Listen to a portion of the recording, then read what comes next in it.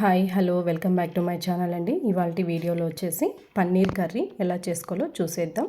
So ముందుగా అయితే నా వీడియో నచ్చినట్లయితే లైక్ చేయండి, కమెంట్ చేయండి, షేర్ చేయండి. అలాగే ఇంకా ఎవరైనా సబ్స్క్రైబ్ చేసుకోకపోతే సబ్స్క్రైబ్ చేసుకోండి. సో వీడియో అయితే స్టార్ట్ చేసేద్దాం. సో ముందుగా ఒక కప్పు పెరుగు తీసుకొని అందులో కొద్దిగా సాల్ట్, తగినంత సాల్ట్ తీసుకొని కారం, ధనియాల పొడి, పసుపు, గరం మసాలా కొద్దిగా, సో ఇలా బాగా అన్నీ మిక్స్ చేసుకొని కలుపుకొని పక్కన పెట్టుకోవాలి. ఎక్కడ ఉండలు అనేది ఉండకూడదు. బాగా మిక్స్ చేసుకొని పక్కన అనేది పెట్టుకోవాలండి. సో తర్వాత ఒక బాండల్ తీసుకొని బాండల్లో ఆయిల్ వేసి ఒక 2 టేబుల్ స్పూన్లు ఆయిల్ వేసి అందులో మనం ముందుగా పన్నీర్ ముక్కలు, చిన్నగా కట్ చేసుకున్న పన్నీర్ ముక్కలు అందులో వేసేసుకొని కొద్దిగా బ్రౌనిష్గా వచ్చే విధంగా కలుపుకోండి. ఎక్కువ కలుపుకోవద్దు, స్మూత్గా ఉండాలి పన్నీర్ అనేది. సో అటు సైడ్ ఇటు సైడు బ్రౌన్గా వచ్చే విధంగా మనము వేయించుకోవాలి పన్నీర్ అనేది.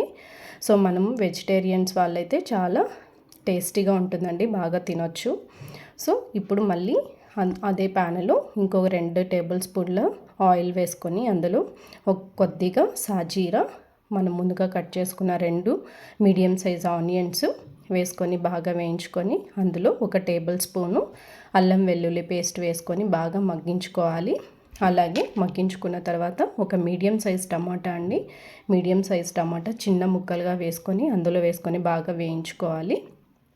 సో బాగా వేగిన తర్వాత మనం ముందుగా రెడీ చేసుకున్న పేస్ట్ అనేది అందులో వేసేసుకోవాలి. సో మనము వేసుకున్న తర్వాత బాగా కలుపుకొని అందులో కొద్దిగా కస్తూరి మేతి వేసుకొని వేయించుకోవాలి. ఇలా మూత పెట్టుకొని బాగా మగ్గనివ్వాలండి. సో ఆయిల్ అనేది పైకి తేలుతూ బాగా ఉడికిపోతుంది.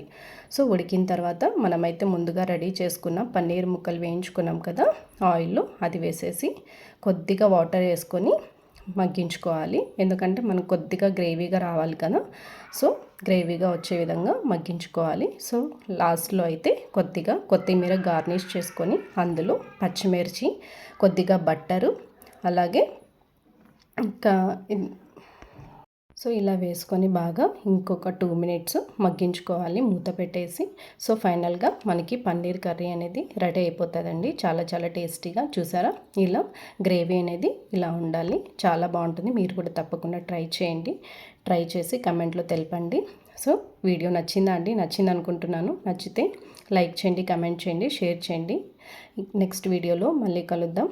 ఇంకా మరిన్ని వీడియోస్తో మీ ముందుకు వస్తాను. Thank you, bye.